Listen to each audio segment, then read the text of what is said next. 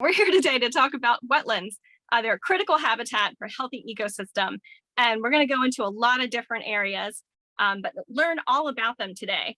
So as you saw in the presentation materials, they're an incredible habitat for lots of different creatures, lots of different animals.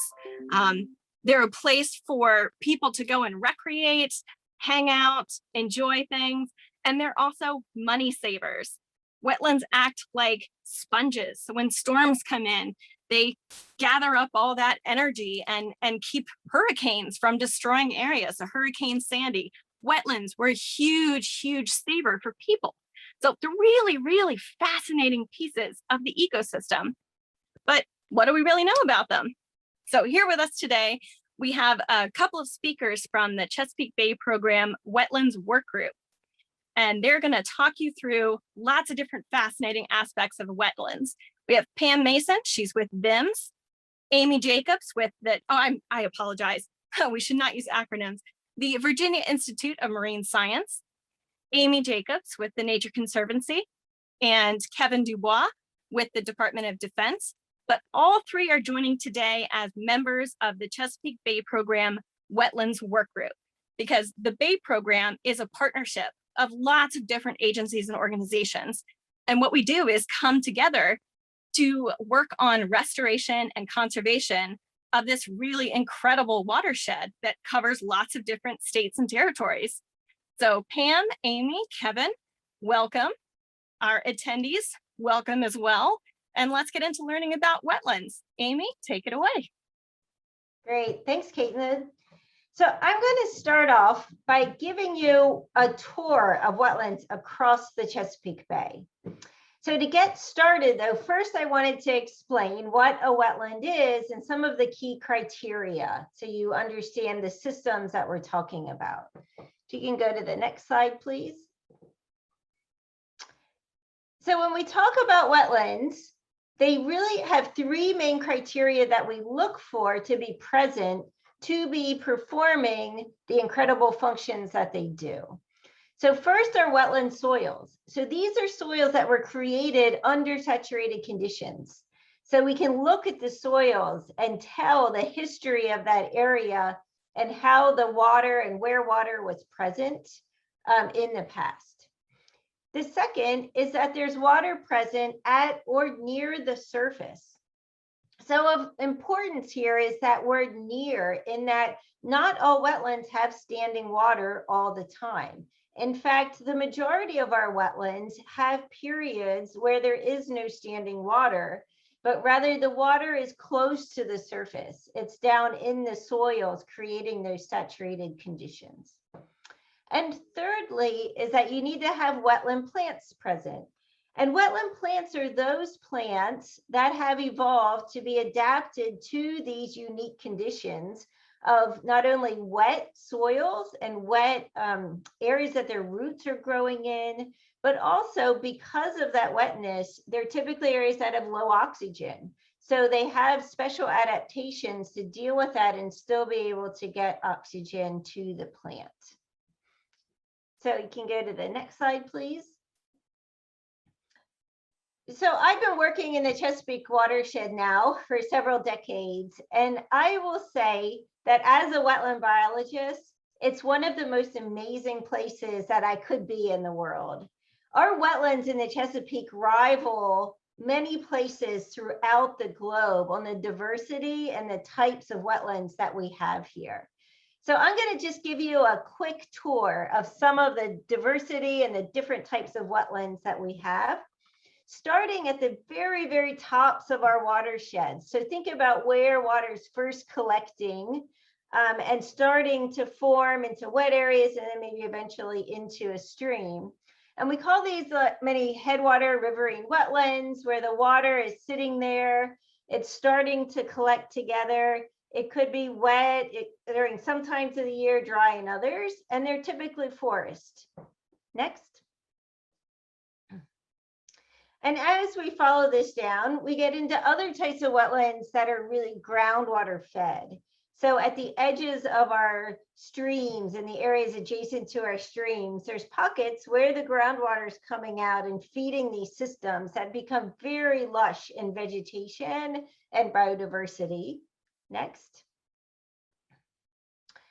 And then throughout our watersheds, we have what we refer to as depressional wetlands. And these are unique systems that are typically more like a bowl shape and concave that collect water. But we now know from the research we have is that these are not isolated systems, that in fact they are very hydrologically connected, or the water is connected between these systems and adjacent streams, adjacent other wetlands, through sometimes underground and sometimes on the surface. Next. And these are very diverse in the types of vegetation they have. Whereas some of our depressional wetlands in certain times of the year look like vast savannas, where they have lush sedges and grasses that cover the whole depressional area. Next. And in other times of the year, they can actually be completely flooded and look like lakes. And as we continue to go down our watershed, we get to our river, our larger river systems and larger floodplains, or those wetlands that are immediately adjacent to our rivers, where as we get rain events, that water rises and spills out into these wetlands. And some of these look like this. This is a bald cypress swamp, which we are at kind of the northern end of our cypress systems that we see, but they're very reminiscent of if you were in a Louisiana swamp or down south with the roots and unique systems that they have. Next. And finally, as we get out into the mouths of many of our major river systems, we then enter into our tidal systems. So it goes from freshwater tidal, which are sometimes forested, sometimes emergent, and then out into our estuarine tidal systems with saltwater systems, where you see more the broad expanses of our salt marsh vegetation that fringe the mouths of many of these rivers, as well as the Chesapeake Bay itself. Next. So historically, in the Chesapeake Bay watershed, we had about 3 million acres of wetlands from what we can assess across the landscape. And approximately about half or 50% of these have been converted to other land uses. Many of that is agricultural areas, so we can grow food, and others are developed areas. So of those wetlands that have been converted, approximately 1 million acres of those have the potential to be restored, meaning that they don't have those 3 criteria that I started off with, but we can get that back. So maybe it's through bringing the hydrology back if the area was drained, or maybe it's reestablishing the wetland vegetation if it has been converted to something else. Next. But it's not just about the area of wetlands that we've lost and the functions that go along with that, but it's also the areas we've lost have now created kind of more sparse areas of wetlands, and they've fractured and divided up those wetland areas into smaller pieces. And that has implications too for all of the great benefits that wetlands provide. So an example of this is the Nanticoke River watershed, which is located on the eastern shore of Maryland and into Delaware. And you can see this is a depiction of wetlands. The colors denote different types of wetlands, from freshwater, headwater wetlands to our riverine wetlands down into our tidal wetlands in green. And back pre-settlement, this was our best guess of where we had wetlands and their extent, which was about 45% of the watershed. And now if we fast forward to present day, next please. You can see that now we have about 28% of wetlands in the watershed. So we've lost almost half of the wetlands have been converted to other land uses.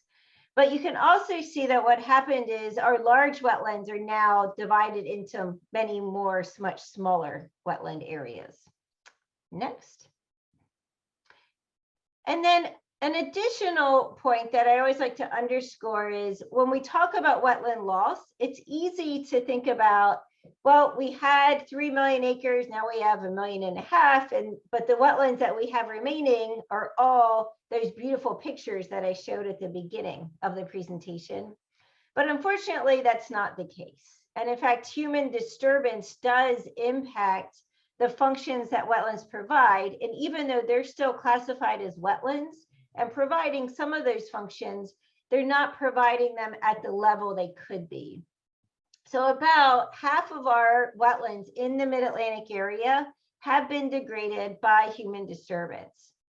However, the good news is that restoration can repair these and they can enhance the function of these wetlands as well. So we need to be focused on enhancing the wetlands we have left to improve those functions, but also protecting the ones that are in good condition so that they can continue to provide those benefits well into the future. And next. So with that, then I am going to pass it over to my colleague, Pam Mason. Thanks, Amy. So my section is to sort of bridge from Amy's original introduction into sort of what do we know, a little bit more details on wetlands, some benefits and some fun facts and some stressors. So next slide, please. So wetlands provide benefits. So basically, as Amy was starting to share with you, because of where wetlands sit in the landscape and because they connect our upland features, basically where we live, with our water features, they have attributes of both, and that means that they are very good at providing certain kinds of benefits for humans and for the other critters on the planet. So next, please. So the first one I'm going to talk about is wetlands improve water quality. And again, this is all those wetlands, so tidal, non-tidal, tidal, fresh. Basically, because they interface with the water, that means that they're in a position to trap and slow water and filter any of the pollutants that may be in that water, such as nitrogen, phosphorus, sediments, toxicants, bacteria, for instance. Next, please. So this is just a really simple graphic, and it shows the way that a wetland might actually do that work. And in this case, this is a cross section that's sort of probably a tidal wetland, but really could represent any kind of wetland. So what happens is, as the water flows through the wetland vegetation, the water velocity is slowed. And when it's slowed down, it means that there's an opportunity for some of the pollutants that are in the water to settle out. And so basically, as water flows through a wetland, pollutants that are in the water can settle out and the vegetation can trap those pollutants, and often other processes also come into play to then convert those pollutants. So the long-term benefit is to trap pollutants and reduce erosion. Next, please. So wetlands also can provide flood benefits, and this is basically that function that Amy mentioned where wetlands can act as a sponge. So this is sort of variable depending upon the kind of wetland. If your wetland is wet most of the time, or if it's a tidal marsh that when the tide is in, then those particular wetlands don't have the ability to trap and hold as much flood water. But higher marsh areas that can be extensive, or the drier ends of our wetlands, so during especially the summertime when the trees and the plants are removing a lot of the water through their biological processes, those wetlands provide a great opportunity to trap floodwaters. And this is actually a graphic that indicates what that might look like. And so when the floodwaters sit in the wetlands, it can slow the discharge rate, so it can reduce the water quantity and quality, so speed.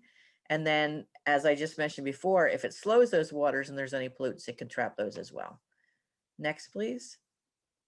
So interesting fun fact. So wetlands provide food. So historically, there was a sense, at least in America, in colonial America, that wetlands were kind of scary, dark places full of evil things. But the truth of the matter is humans have been living with wetlands for millions of years, or hundreds of thousands of years, perhaps is a better time frame. And a lot of the things that live in wetlands are things that we actually use. So If you like cranberries or blueberries, both of those are wetland adaptive plants. Rice in all kinds of forms. So the wild rice that's native to the United States, and then of course the Asian rice that's grown throughout subtropical locales worldwide, which is actually a primary food source for the globe. And then there's other species too, things like taro and water chestnuts and things that occur in more tropical locales.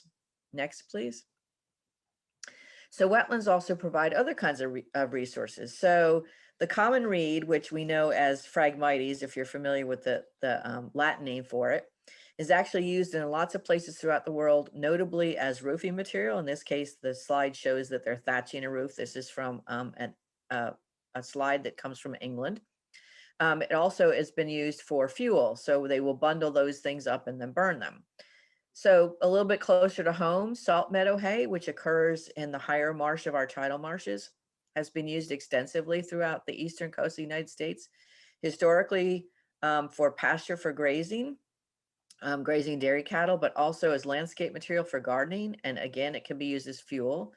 And then sometimes we have wetland plants that have become so popular that they've become rare. So a species that occurs through much of the Chesapeake Bay watershed in non-tidal swamps is the Atlantic white cedar. And it was used extensively and timbered during the colonial era because the wood is specifically adapted to dealing with wet conditions. And so it made for a great building material. And also you may be familiar with the protective nature of cedar. It tends to not be very well liked by bugs. And so it will keep, bugs away from your clothes, and it will help protect things that you're trying to store. Because it was so popular and heavily timbered, it actually is a focus of many restoration efforts underway currently. Next, please. So wetlands are also part of our recreation, again, throughout, whether tidal or non-tidal, throughout our watershed. Wetlands are often associated with the edges and the streams and the creeks where we do our boating and kayaking. Wetlands, because they're so connected as habitat to a lot of our coastal fisheries and our streams and lake fisheries, that oftentimes people are fishing in and near wetlands. Obviously, there's also additional hiking opportunities. Many places you can go visit wetlands might have boardwalks and educational signage, so you can learn more about that particular. And then, of course, wildlife watching, and specifically bird watching, is a very popular activity in and around wetlands because they attract and are homes for many very interesting birds that people like to go out and seek opportunities to watch. Next, please. So going back to the fisheries comment that I just made. So wetlands also form the base of the aquatic food chain. This is particularly true in tidal wetlands, but also is a big part of the non-tidal wetland system. So in this case, this is a photo of a tidal wetland and a fiddler crab. So basically, the plants that grow in wetlands, they're providing primary productivity. So they're converting the sun's energy into plant material, carbon-based plant material, which includes glucose and all kinds of other energy-producing materials in that plant material. So wetland plants, especially tidal marsh plants, aren't grazed on very often, but what happens is when the vegetation breaks down into small pieces and is transported into the waterway, it gets covered with microorganisms like bacteria and algae. And then in the estuary, we have lots of filter feeding creatures such as oysters and mussels and the small minnows that you see. And when they consume that material and they actually eat the bacteria and algae, and then of course, once they've fed on the bacteria and consumed that and turned it into their productivity, and now we have small snails and worms and small fish, well, then everybody likes to eat the small snails and fish, including the wading birds and the bigger fish and the bigger crabs. And then of course the humans come along and we might be fond of a crab cake or two, or maybe a fried fish sandwich. So that's how the food web forms based on wetlands energy. Next, please. So the other thing that's interesting to note about wetlands is because they are sort of interesting locations where, against the land meets the water, they are related or associated with many species of federally threatened and endangered plants and animals. And so notably in our area, we do have wetlands in the Chesapeake Bay that support the bog turtle and the swamp pink. I mean, obviously this slide does include the Florida panther, so other species throughout the world, but just right here in Chesapeake Bay, several of these species are found. Next, please. So again, just summarizing that. So wetlands are homes for lots of different creatures. So they serve often as spawning area for a lot of our anadromous fish. Those are fish that spend part of their time in the estuary and part of their time in the oceans. They also serve as nursery area for juvenile fish and crabs. So the dense vegetation that's in wetlands, especially again in the tidal wetlands, are a great place for small animals to hide when they want to get away from the larger animals. So shed and shelter for predators, and again, forage and nursery area and nesting sites for certain birds and certain terrestrial and aquatic mammals. Next, please. So the big part of the story, and Amy sort of alluded to this as well in several of her slides, is what our wetland systems are stressed. So they operate in a way that works best when the system does not have or is not near to roads or agricultural conversion. Wetlands have been converted to create building sites. We have also impacted many of our wetland areas through dredging to create navigation and water access. And then currently sea level rise and actually climate change as well is changing the way the water interacts with the wetlands. And so in the tidal areas, as the water rises, some of the plants are not doing well in terms of being able to move and respond to that rising water. And so some of the plants drown when there's too much water, where the tide is too high on an average daily basis. And then in our non-tidal wetlands, because the water is changing because of the way the storms are acting within our watershed, sometimes those wetlands are getting drier and sometimes they're getting wetter. And then finally, we've managed and impacted our wetlands through water management processes. So we've done some ditching and draining historically, and still sometimes that might happen, especially again to create building areas for development or for agriculture. We also have water withdrawal projects and reservoir construction, and I kind of put those together. But water withdrawal, if you take water out of a river system and the edges of the river system support wetlands and you lower that level of the water in that water system, you're going to impact that wetland. And reservoir construction is sort of a big one-time impact, but typically when reservoirs are constructed, they're built in and along stream systems that have many associated wetlands. And so when that reservoir is created, those wetlands are flooded. So next, please. I think that's the end of my slides, and I'm going to hand it over to Kevin.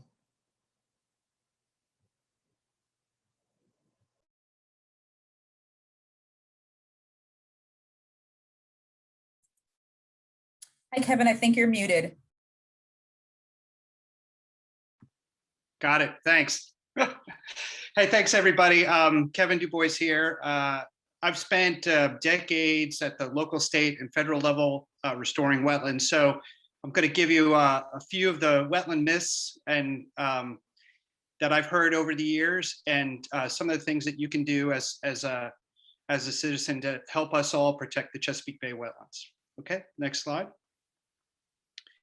So the first myth, having wetlands on my land stops me from developing my property, and if I touch it, I'll be fined. The truth really is that wetlands regulations generally prevent the destruction of wetlands and sometimes control the adjacent land uses as a way to protect the valuable functions that Amy and Pam have been talking about. But development is also usually allowed, and this photograph shows development of single family homes on lots that also contain wetlands. So you can see that the wetlands are protected, the homes are able to be built, and the two can coexist on the same property. I mean, wetlands,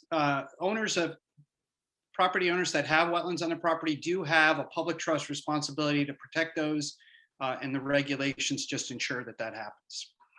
Okay, next slide. So wetlands will spread uncontrollably and take over my land. I wish I had a nickel for every time I was told that, but they don't. We heard Amy talk about the very specific criteria under which wetlands persist. They need specific types of wetland soils. The soils need to be saturated. There are specific types of plants that are adapted to those unique conditions. So wetlands and wetlands plants and wetlands regulation will not just spread, throughout a landowner's property. So they're really limited and controlled by those specific criteria that allow them to persist. Okay, next slide. So wetlands are filled with just a bunch of boring green grass. Just like me, many homeowners want color and diversity in their landscape. So what we need to do as experts in wetland restoration is to help people find native plant alternatives that can bring that color and diversity to their property. And I think in the resources section, you're going to see some information about native plant guides that can help you plant colorful flowers in your wetlands by using native plants. Okay, next slide. So wetlands on my property are bad news. Again, I'll just reiterate a few things that Amy and Pam have said. Even though wetlands do provide significant ecological functions, they also provide benefits for homeowners too. They filter nutrients and sediment to keep the water clean for recreational swimming, boating, and fishing. They naturally protect shorelines from erosion, preventing more costly solutions. They can moderate the impacts of flooding. They add wildlife to your landscape. And again, as Pam said, lots of people like to watch birds, and there are many, many species of birds that are specifically adapted to wetlands habitats. And they can also enhance your property value. So even if you don't necessarily care about all the other things, I never met a homeowner who wasn't interested in having their property be more valuable. So they're great for that too. Okay, next slide. Wetlands loss is a thing of the past, and Pam touched on that wetlands are still stressed. The Chesapeake Bay Foundation in their 2020 Habitat Indicator score gave wetlands in the Chesapeake Bay watershed a rating of a C, so not so great. So we know that they're really important, and they're threatened by sea level rise and illegal and unregulated activities. So they need our help, and we're here to do anything we can to help restore them. Okay, next slide. So what are the things we want to stop? These are all actual pictures of wetland impacts from my history working in wetlands. One of the best things, we can have you do is not to fill wetlands, whether it's with, demolition debris or try to extend shorelines out into the water to create more uplands.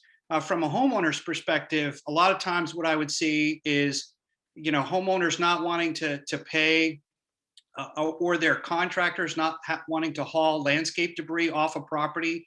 They figure they'll just dump it where nobody's looking, and they end up dumping it in the wetlands, and that smothers natural vegetation and then limits that vegetation's ability to stabilize the property. So lots of people think they're doing something that's okay, but it actually ends up hurting them in the long run. Okay, next slide. In mowing wetlands, we don't expect every homeowner to be a wetlands delineator or wetland scientist. And in my experience, many people that mow wetlands don't know that they're actually doing it. But this is just an example on the left of a homeowner that was mowing their wetlands right down to the water line. And you could actually see just past where the two gentlemen are standing, you can almost see the difference in the vegetation there, but that was all mowed. And once they were aware that they were mowing wetlands, you can see on the right-hand side, it all grew back and was able to restore all that functionality to the wetlands. And even there were wetlands flowers in there that grew up once they stopped the mowing process. Okay, next slide. So what can landowners do? If you're a landowner that has wetlands on your property, what can you do to help protect and restore wetlands in the Chesapeake Bay? Well, you can get a wetland delineation to know exactly where that wetland boundary is. And then that would help you know where to stop your mowing or engage in other activities, that will protect the marsh, plant a buffer, do whatever. But the first thing you need to know is where is the wetland, and where's the area that I should take special care to protect. Okay, next slide. You can restore the wetland on your property and increase its biodiversity. And many times, this reduces maintenance, so you don't have to mow as much of your property. It creates habitat for those birds and other wildlife that you might find enjoyment in. It improves water quality, and of course, again, it stabilizes your property, all for free. Okay, next slide. You can also control invasive species. Pam mentioned Phragmites, but there are many other invasive species in wetlands, and that's something that you can do, again, to improve the health and biodiversity in your wetland. Next slide. And of course, anybody, whether you own wetlands or not, can explore wetlands and learn about all the different critters and plants that live in wetlands. It's kind of fun to do that. At least I think it's fun. And of course, we always try to get folks to pick up trash while they're out in natural places, whether it's wetlands or other natural areas. There's an effort out there, I don't know if folks have heard about, but it's called 2-minute beach clean. And basically they try to get people that go to the beach, everybody that goes to the beach, just spend 2 minutes of your time to pick up a little bit of trash, because every little bit helps. Okay, next slide. And even if you don't own wetlands, you can become active in community partnerships that help restore wetlands and volunteer in your community, to build your community assets for wetlands and clean water. Okay, next slide. And Amy, were you going to take this slide, or Pam? Sure, I can jump in. I think we're transitioning kind of toward the end, and just wanted to provide a few resources if people are curious about what the opportunities are to restore wetlands on their properties, or other ways they can find additional information about wetlands. So the Wetland Workgroup worked with the Chesapeake Bay Program and a consultant to develop a website called Wetlands Work. And you can see the address at the top there that you can go to.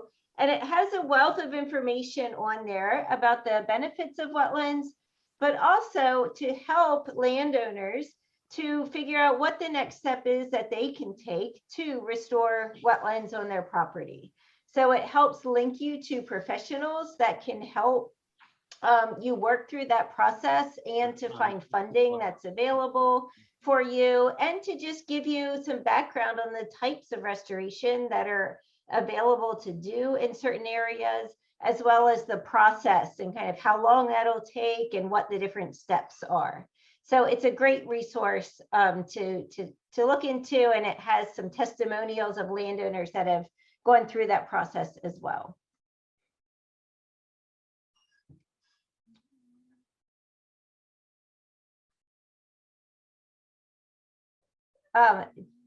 If I turn it back to you, Kevin, for this one?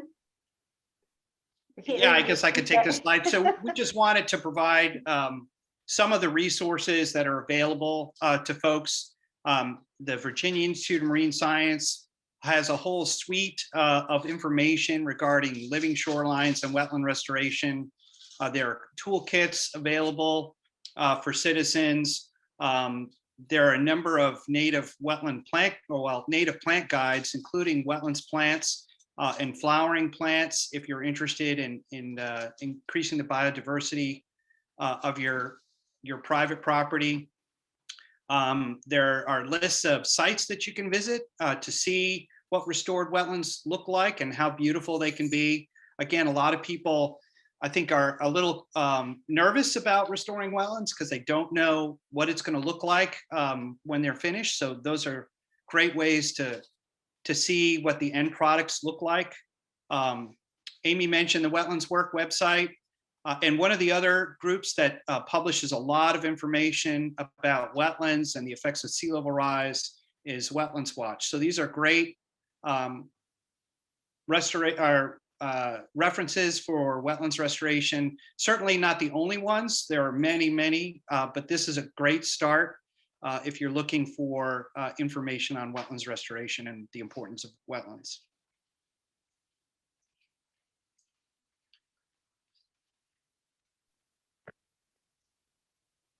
Excellent. Thank you all. And we have a couple of questions that have come into the Q&A box for you all.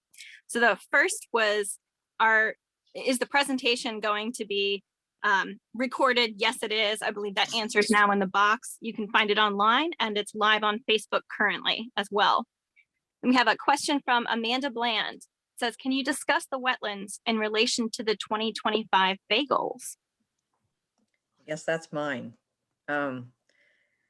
As the chair, co-chair of the Wetlands Workgroup. So the Wetland 2025, there are goals. Each state has, so the overall Bay watershed has a goal of restoring 85,000 acres of wetlands and restoring function through, you could either call it enhancement or rehabilitation. There's sort of two different words that are being used these days. But basically improving wetlands that are stressed to removing some of the stressors so that they become more functional. So those are fairly large numbers. The Bay program so far as a group of signatories, so that's the federal government represented by EPA, District of Columbia, the states of New York, Delaware, Maryland, Pennsylvania, Virginia, and West Virginia, have only accomplished around 11,000 acres of that restoration goal. So we are very far off of our goal. And the numbers were originally developed through and by the jurisdictions in efforts to identify what they would want to do relative to some of the benefits, the water quality benefits that wetlands provide. So the original goals were established as a combination of things that would improve water quality and also addressing wetlands restoration from a habitat perspective. Hope that answers the question.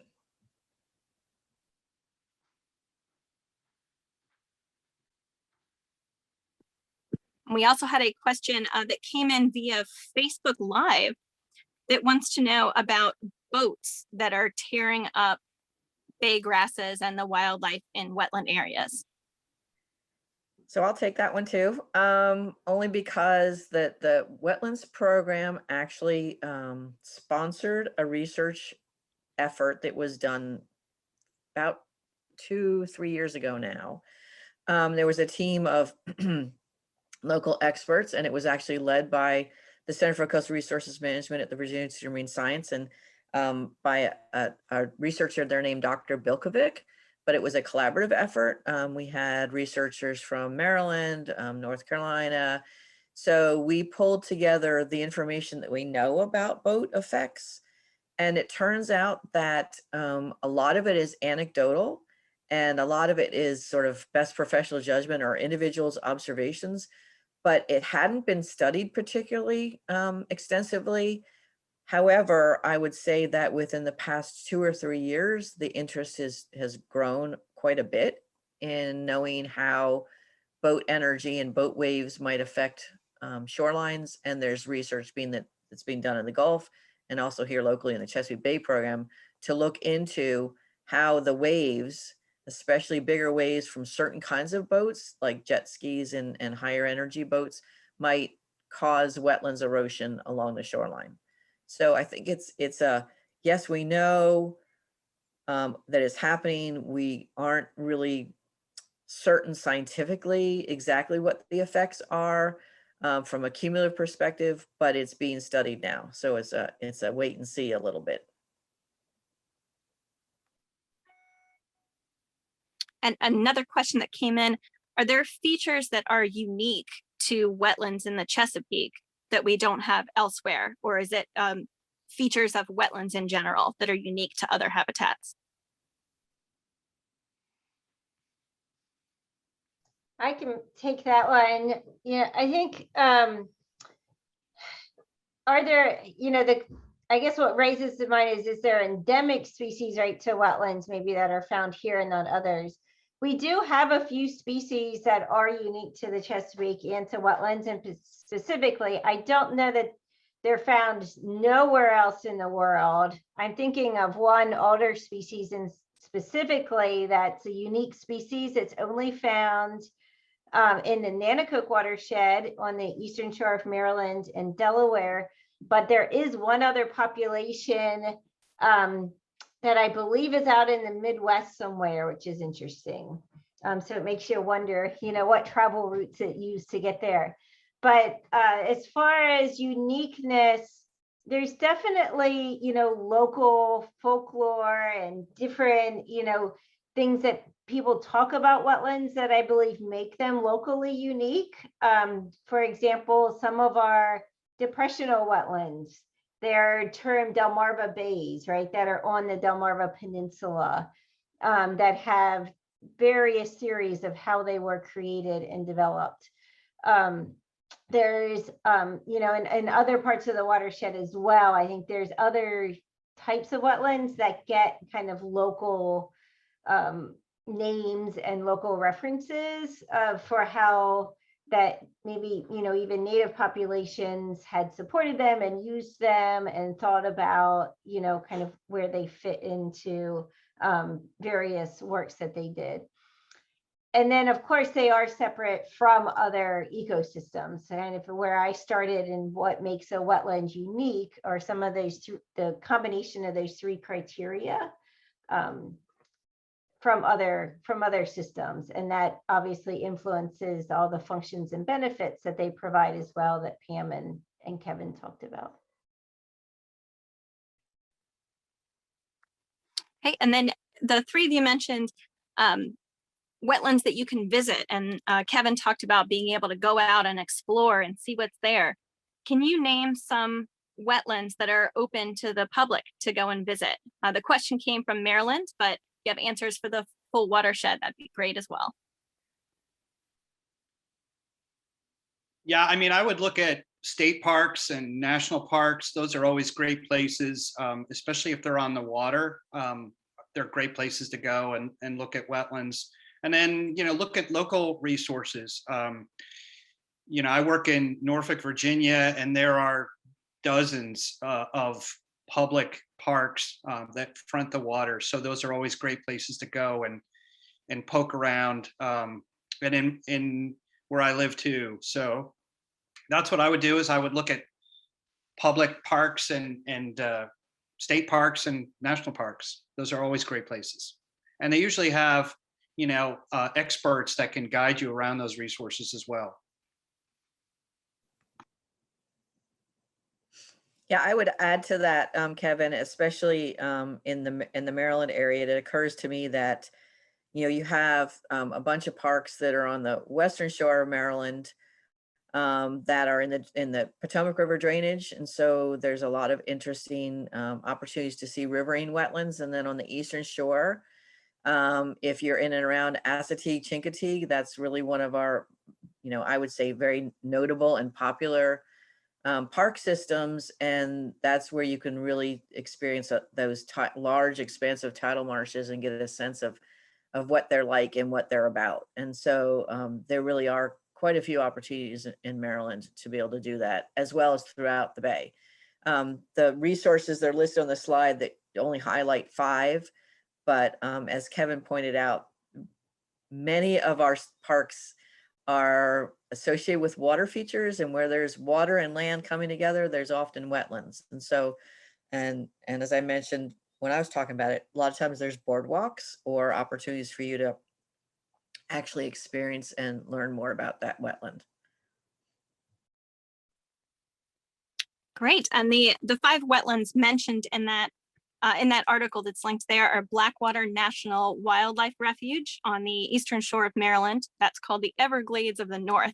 That's what that's known as. So it's a really incredible plant and animal diversity. We have Jug Bay Wetlands Sanctuary, also in Maryland. Trap Pond State Park, it's up in Delaware. The Black Mashannon State Park in Pennsylvania, and the Dameron Marsh Natural Area Preserve in Virginia. So you can go and check that out. And you can also go to chesapeakebay.net and click on Visit the Chesapeake and take action. So I'll put that link on Facebook Live, but you can, it'll pull up a map. You can type in your address and it'll show you lots of areas near you to visit, as well as visitthechesapeake.com. And that will take you to a lot of different resources, and you can search by the kind of area that you would like to see. And it looks like we have one more from Renee Thompson. She would like you to talk about the, Chesapeake Progress. Could you talk about wetlands goals and where to find information on them with Progress?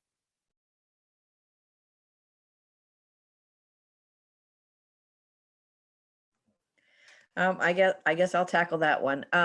So the Chesapeake Bay Program website has tons and tons of information. We're obviously just talking about wetlands, but wetlands are just one of the habitat features and only one of the outcomes of many, dozens, that are part of the Chesapeake Bay Program commitment. And so part of the way that information is tracked is through a website called Chesapeake Progress. And if you look through there, you can find the different kinds of either habitats or other commitments, and you can track where the Bay Program, where the Bay Program partnership is along that trajectory of trying to accomplish the different outcomes that are set out in the agreement, the latest Bay Program agreement. And so I think that the slide here is happy to show the wetlands one. And again, you can, if you go to that website, it will give you graphic displays, and you can actually do a little bit of manipulation of the graphic display by picking different locations. And so you have some ability to look at that. And so this is the one that shows our unfortunately very low accomplishment towards wetland restoration.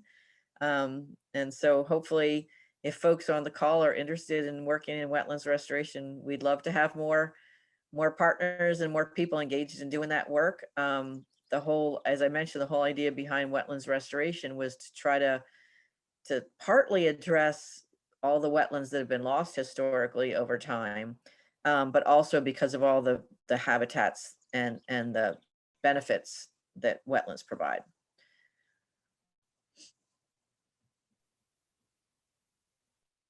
Great. And if people have questions about wetlands, can they reach out to you? Absolutely. Sure. Yep, that'll be great. Wonderful. So we have on the speaker slide, you'll see the email addresses for all of our speakers today. You can also reach the Chesapeake Bay Program Wetlands Workgroup on chesapeakebay.net, or comment or reach out to the Bay Program on social media as well. I can see our last Q&A in the box. It's actually not a question. It just says, thank you for this incredible presentation. So thank you, Pam, Kevin, and Amy. I'm going to echo that comment in the box. Really wonderful information. Is there anything you'd like to share before we sign off, or our attendees? Any additional questions that you'd like to hear about wetlands and the program?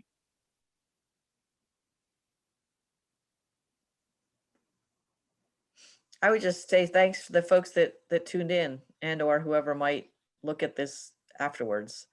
And if you are interested, want to know more, all of us are happy to try to answer any questions you might have.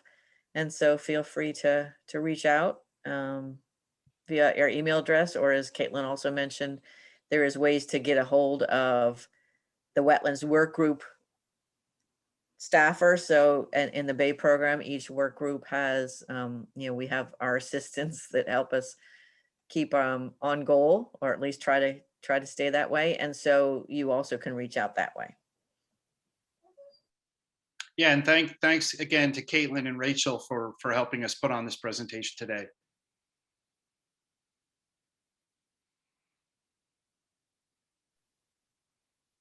I would say the thanks goes to you guys for being speakers. So thank you, and thanks to everyone that joined us, and join us over the next couple of months. We'll have live webinars on different themes every month of the year. And join us in June. I believe we're talking about recreation during Chesapeake Bay Awareness Week. So thank you, everyone. Thanks so much. Thank you.